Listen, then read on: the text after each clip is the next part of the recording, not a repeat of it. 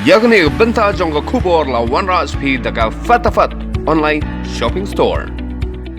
Mentakas ni si kenhun kiput kilami hanong thmai Tynghor Wkh kasil sebat kilabam yo hodem kislakat ba kitrau. Yakni layat hu do ba joni ubayo yak video balapha do men jongu basa hanong thmai Tynghor.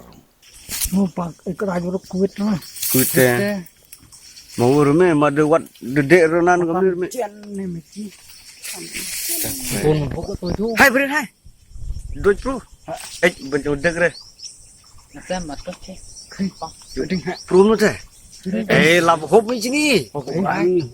Kami kira hop tuan pi. Kita bro yang sini. Kemarin kam na. Kemarin nasi ta, enggak wujud tiaw. Hero ter ken ding long hey woi. Popla ni tersebut kemarin.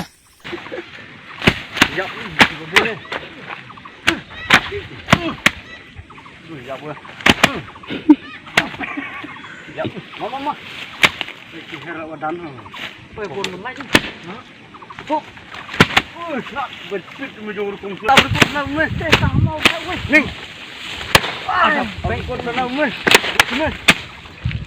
Sial tak. Nagaliang RiKhasi channel kalayo ekran bat iba Johnny Lingkhoy ibadang kum ni banong. Baca ni phone yang ni nak buat selong RiKhasi channel.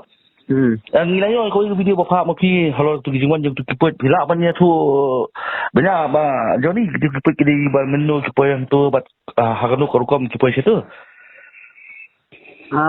Tu kiput yang tiap mau kiwan menon nomor ngaruh ngasih no man jonga aja sih man jonga. Sila kini men step habri jongki ban lagi pendekter bagi para ba ya markup.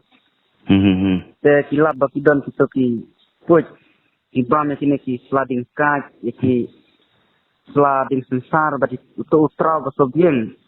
Dia pun bah kidang lum kini ki put. Saya kejimbam pat kan haban bam. Kum kejutai kejongi ni ibu ni uput ba udan mentang ni ibu iper mana? Right. Umlong tu uput gua ngi yo ibu robot kan? Udah long semai 4 juta berapa untuk poj.